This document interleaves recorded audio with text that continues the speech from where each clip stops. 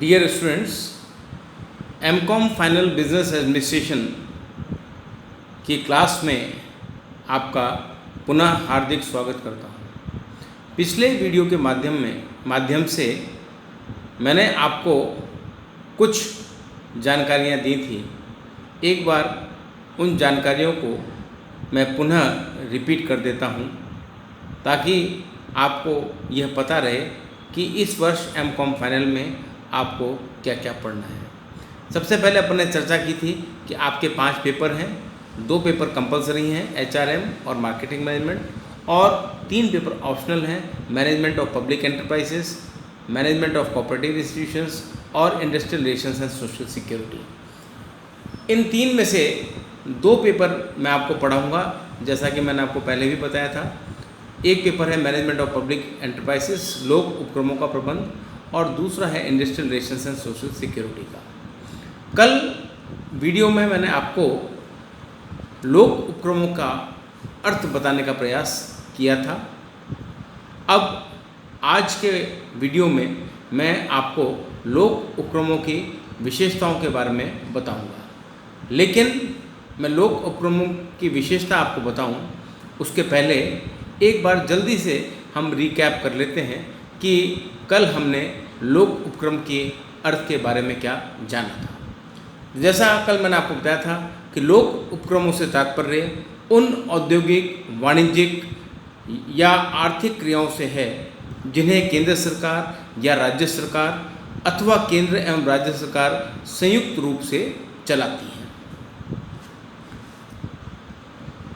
परिभाषाएं अपन ने कल 2-3 देखी थीं और उन परिभाषाओं के आधार पर निष्कर्ष के रूप में हम कह सकते हैं कि लोक उपक्रम में वे समस्त आर्थिक उपक्रम सम्मिलित किए जाते हैं जिनका स्वामित्व अथवा प्रबंध अथवा स्वामित्व एवं प्रबंध दोनों राज्य के पास होते हैं। इस पर सरकार का पूर्ण नियंत्रण होता है। कहने का तात्पर्य यह है कि लोक उपक्रम का तात्पर्य उन उपक्रमों से है जिनका स्वामित्व यानी ओनरशिप सरकार के पास है, या जिनका प्रबंध सरकार के हाथों में है, जिनका मैनेजमेंट सरकार के द्वारा किया जाता है, या जिनका ओनरशिप और मैनेजमेंट, स्वामित्व और प्रबंध दोनों ही सरकार के हाथों में होता है।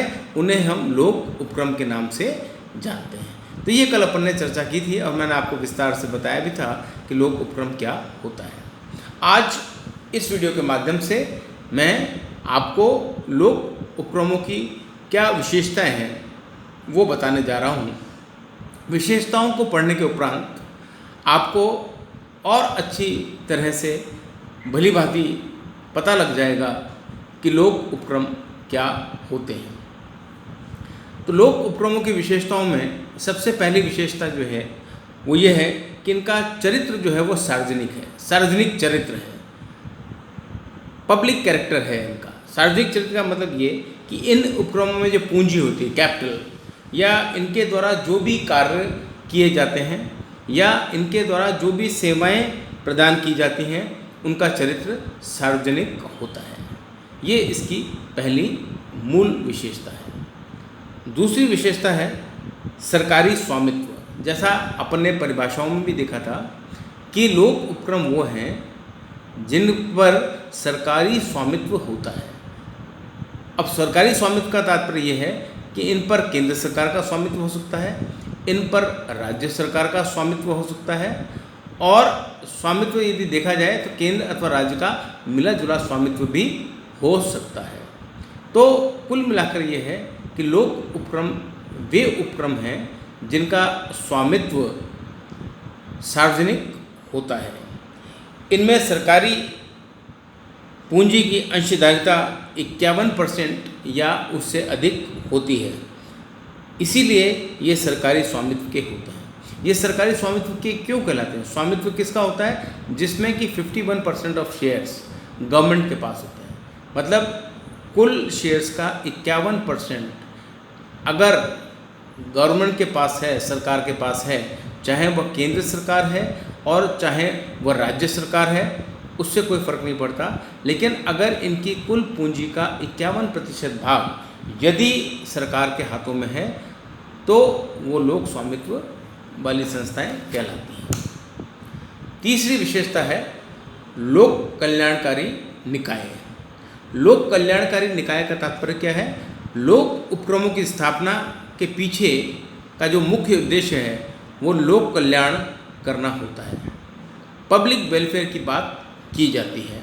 इनका जो प्रमुख उद्देश्य है, वैसे तो आप बचपन से पढ़ते चले आ रहे हैं कि किसी भी व्यवसाय, उद्योग या सेवा का जो मूल उद्देश्य है वो लाभ कमाना होता है, और निजी क्षेत्र की यदि बात की जाए तो 100% मुख्य उद्देश्य लाभ कमाना ही होता है।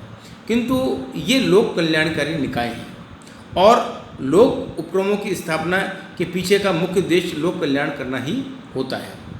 अब जैसे एग्जाम्पल के तौर पर आपको बताऊं, भारतीय जीवन बीमा निगम LIC, life insurance corporation of India, जो कि जीवन बीमा का कार्य करती है, इसका मुख्य उद्देश्य लाभ कमाना नहीं है। इसका मुख्य उद्देश्य जनता की सेवा करना है, उपभोक्ता की सेवा करना है। इसी तरीके से भारत संचार निगम लिमिटेड, इसका काम BSNL, इसका काम भी आम जनता के हितों की पूर्ति करना होता है। तो यदि हम निजी और सार्वजनिक क्षेत्र के उद्यमों की तुलना भी करें तो हम पाएंगे कि निजी क्षेत्र के जो उद्यम हैं उनका मुख्य उद्देश्य लाभ कमाना है, जबकि सार्वजनिक उपक्रमों का मुख्य उद्देश्य लोक कल्याणकारी कार्य करना होता है। ऐसा नहीं कि लोक कल्याणकारी कार्य करना है तो ये पैसा नहीं कमाएंगे, इनको भी पैसा कमाना है, इनको भी लाभ कमाना है, लेकिन जनता की सेवा इनका मुख्य ध्येय है, इनका मुख्य उद्देश्य है। जनता की सेवा करते हुए लाभ कमाने की बात की जाती है। लोक उपक्रमों की या सार्वजनिक उपक्रमों की एक विशेषता और है कि आधारभूत संरचनाओं के विकास में विशेष रूप से संबंधित। आधारभूत संरचनाओं के विकास में विशेष रूप से संबंधित का तात्पर्य यह है कि देश के विकास हेतु आधारभूत संरचना विकास पहली अनिवार्यता है। जो पहली अनिवार्यता है वो क्या है कि आधारभूत संरचना। हमारे देश में या किसी भी देश में औद्योगिक विकास की पहली शर्त होती है इंफ्रास्ट्रक्चर, कि देश में इंफ्रास्ट्रक्चर मौजूद है कि नहीं। अगर आधारभूत संरचना ही ठीक नहीं है तो उद्योग धंधे पनप नहीं पाएंगे। और आधारभूत संरचना मतलब क्या हुआ कि देश में जो बेसिक चीज़ें हैं, जैसे सड़क है, परिवहन है, संचार है, बीमा है, वित्त संस्थाएं हैं, ये सब। अब ये आधारभूत संस्थाएं जहाँ पर जितनी ज़्यादा होंगी उतना ज़्यादा वो कंट्री फ्लरिश करती है। तो इन आधारभूत सुविधाओं में, चाहे सड़क हो, चाहे रेल मार्ग हो, चाहे परिवहन के और कोई साधन हो, चाहे संचार के साधन हो, चाहे बैंक, बीमा इत्यादि की बात करें, इन सबको डेवलप करने में बहुत सा पैसा खर्च होता है, जो कि निजी क्षेत्र के बस की बात नहीं है। तो ये काम कौन कर सकता है? ये काम सार्वजनिक उद्यम ही कर सकते हैं। तो इनका एक मुख्य कार्य ये भी होता है कि इनको आधारभूत संरचनाओं का विकास करना पड़ता है। क्योंकि जैसे हम राजस्थान की बात करें तो राजस्थान आधारभूत संरचनाएं यहाँ पर कम हैं as compare to Gujarat, Maharashtra, Tamil Nadu, West Bengal. अब वहाँ पर उद्यम ज़्यादा हैं और यहाँ पर उद्यम कम है। रीज़न क्या है? रीज़न यही है कि हमारे यहाँ पर आधारभूत संरचनाओं की कमी है। हमारे यहाँ पहली बात, सबसे बड़ी बात जो है कि राजस्थान में सड़कों का विकास हुआ लेकिन फिर भी राजमार्ग उतने अच्छे नहीं। रेलों का विकास हुआ लेकिन राजस्थान में आज भी इलेक्ट्रीफाइड रूट बहुत कम है। ब्रॉड गेज भी अब जाकर पूरे राजस्थान में हुआ है। समुद्री मार्ग की बात करें तो राजस्थान की कोई सीमा समुद्र से लगती नहीं, तो परिवहन हमारा कोई बहुत अच्छा नहीं है। इसी प्रकार से नदियाँ हमारे पास नहीं हैं, राजस्थान में खनिज पदार्थ नहीं है, तो आधारभूत साधनों की हमारे पास कमी है। इसलिए राजस्थान में उतना उद्यम या उद्योग धंधे स्थापित नहीं हो पाते। उद्योग धंधों की स्थापना के लिए आपको आधारभूत संरचना का विकास करना ही पड़ेगा, जो कि सार्वजनिक उद्योग करते हैं।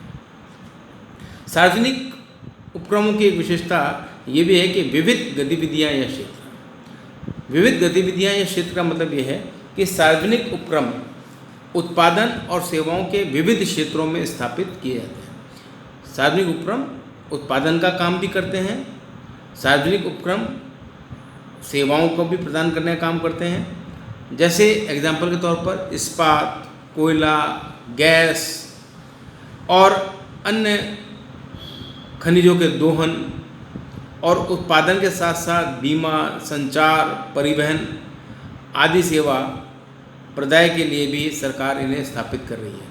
तो ये न केवल उत्पादन या खनन में लगे हैं बल्कि सेवाएं भी प्रदान कर रहे हैं। जैसे बीमा है तो LIC, बीमा ऐसा नहीं प्राइवेट सेक्टर में नहीं है, लेकिन सरकार भी बीमा का काम कर रही है। अब जीवन बीमा की बात करें तो सरकार यहाँ पर LIC के माध्यम से जीवन बीमा प्रदान कर रही है।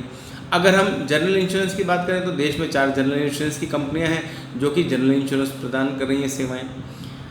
परिवहन की बात करें तो हमारे यहाँ पर वायु परिवहन, सड़क परिवहन, रेल परिवहन सभी हैं और सरकार का इनमें महत्वपूर्ण योगदान भी है।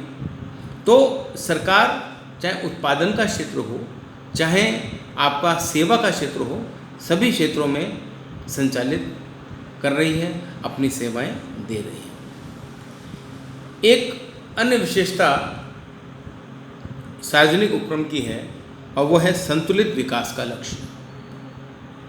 बैलेंस्ड डेवलपमेंट की बात की जा रही है कि सरकार पिछड़े क्षेत्रों के विकास को मुख्य धारा में लाने के लिए उपक्रमों की स्थापना उन क्षेत्रों में करती है। बैलेंस्ड डेवलपमेंट कब होगा? किसी भी राष्ट्र का बैलेंस्ड या संतुलित विकास जब होता है जब संपूर्ण राष्ट्र में उद्योग धंधों की स्थापना हो। अब अगर हम देश के किसी एक कोने में उद्योग धंधे स्थापित कर दें और बाकी पूरा देश ऐसा ही रह जाए तो उसको संतुलित औद्योगिक विकास नहीं कहा जाएगा। जैसे अगर हम राजस्थान को कंपेयर करते हैं अन्य राज्यों की तुलना में तो गुजरात, महाराष्ट्र, तमिलनाडु, आंध्र प्रदेश, वेस्ट बंगाल, इनकी तुलना में राजस्थान काफ़ी पिछड़ा हुआ है। क्यों पिछड़ा हुआ है? क्योंकि हमारे यहाँ उद्योग धंधे नहीं हैं। तो सरकार सार्वजनिक उपक्रमों की स्थापना जो करती है उस स्थापना के पीछे मुख्य उद्देश्य यही होता है कि ऐसे स्थानों पर उद्योग धंधों की स्थापना की जाए जो कि पिछड़े हुए क्षेत्र हैं, ताकि अगर आप वहाँ पर उद्योग धंधों की स्थापना करते हैं तो पिछड़े हुए क्षेत्रों का भी आर्थिक विकास तेज़ी से होता है। और संतुलित औद्योगिक विकास के लिए सरकार ने हमारे देश में बहुत से प्रयास किए हैं, जैसे औद्योगिक बस्तियों की स्थापना, औद्योगिक पार्कों की स्थापना, है ना, और इंडस्ट्रियल जोन्स सरकार ने बनाए हैं जिसमें कि आपको कम दरों पर ज़मीनें उपलब्ध कराई जाती हैं, कम दरों पर बिजली पानी उपलब्ध कराई जाती है।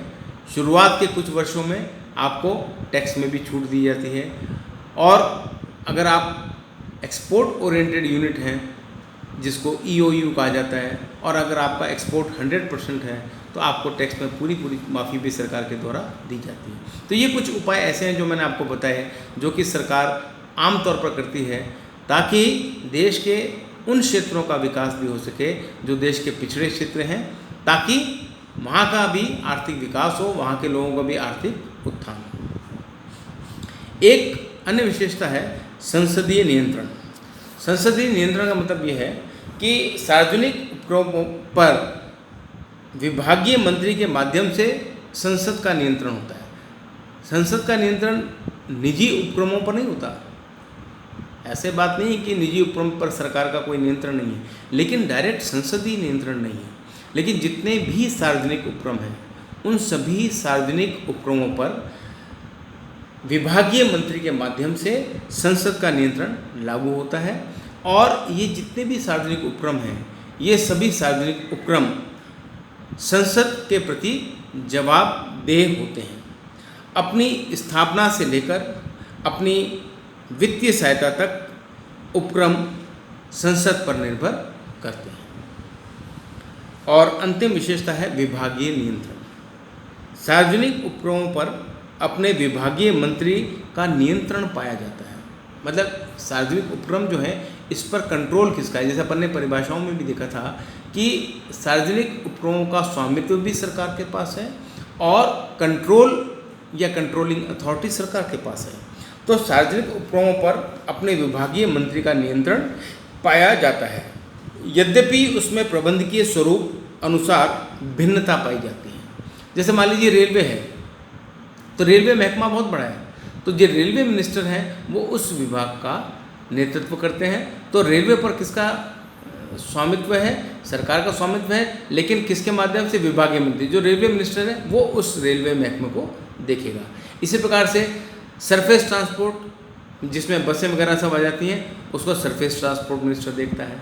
कम्युनिकेशन मिनिस्टर संचार सेवाओं को देखता है। तो अलग अलग विभागीय मंत्री जो हैं वो अपने अपने विभागों का नियंत्रण करते हैं। तो ये सार्वजनिक उपक्रमों की कुछ विशेषताएं हैं। मुख्य तौर पर हम कह सकते हैं कि सार्वजनिक उपक्रम वो उपक्रम है जिनकी स्थापना सरकार द्वारा की जाती है, जिनकी पूंजी सरकार द्वारा लगाई जाती है और जिनका नियमन एवं नियंत्रण भी सरकार ही करती है, उसे हम सार्वजनिक उपक्रम के नाम से जानते हैं। तो विद्यार्थियों, मुझे उम्मीद है कि आपको इस वीडियो के माध्यम से सार्वजनिक उपक्रम की विशेषताएं समझ में आ गई होंगी। जैसा मैंने आपको पिछले वीडियो में बताया था कि यदि आपको कुछ समझ में ना आए तो आप मुझे फ़ोन कर सकते हैं और आपकी कोई भी क्वेरी होगी तो उसको दूर करने का मैं पूरा प्रयास करूँगा। धन्यवाद।